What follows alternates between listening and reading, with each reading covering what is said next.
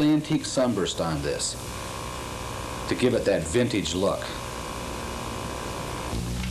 When you get to the 7th and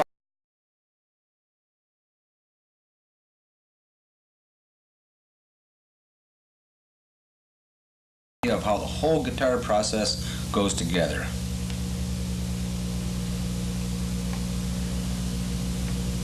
A block of maple, 25 3/4 of an inch long, make it 26, at least. Looking at my board from the end, it's quite warped from one end to the other. Well, not quite, perhaps 1/8 of an inch overall. Goes with these various sized holes. Do a neat job that way. Various sized straight edges. Here's an 18 machinist. Give it a spritz of accelerator. Let that glue set. And last but not least, the location of the tremolo pocket in the exact center of the bridge mounting screws. To my center line on the body, I was able to lay a piece of clear plastic over the body, line it up on centers, and pick up all the locations of the pickup holes, the bridge, the insert, the input jack pocket, etc. That's how I went about this job.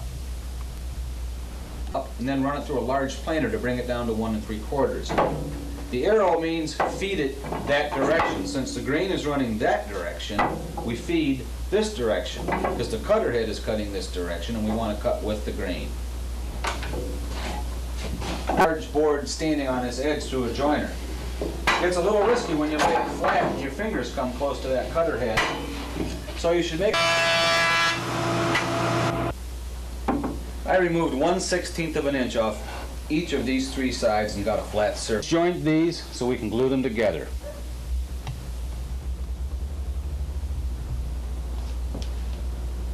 Plus with each other so they don't go like this when it's in the gluing clamps.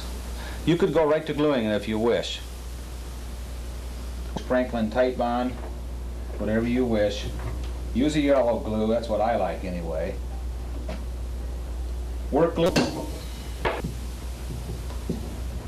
So you can cover it with a piece of plastic, clear plastic, and pick up a center line. Then you can mark off that center line .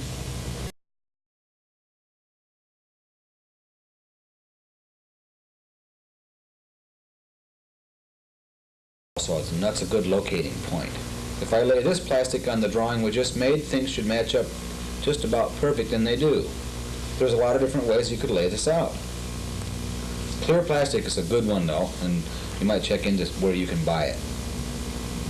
11/16, that's how wide it is, which is 27/32 to each side of the center line. I'm also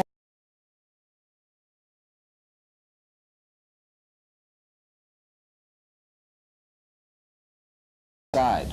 When I connect those lines, I'll have the edge marking of the fingerboard. There, I've laid out a 3/16 mark down the, and you'll be measuring from the fence to the closest tooth to the fence for your truss rod cut. That's where I'll stop the block of wood. Make the first cut and be sure to stop at that mark. Scoop it out, it's got to be sort of a round bottomed hole. When the lugs fit in at both ends, refer to your plans. Get yourself a piece of 3/16 inch maple for a filler.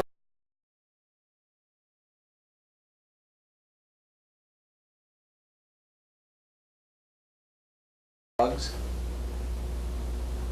And we'll cut it down to size.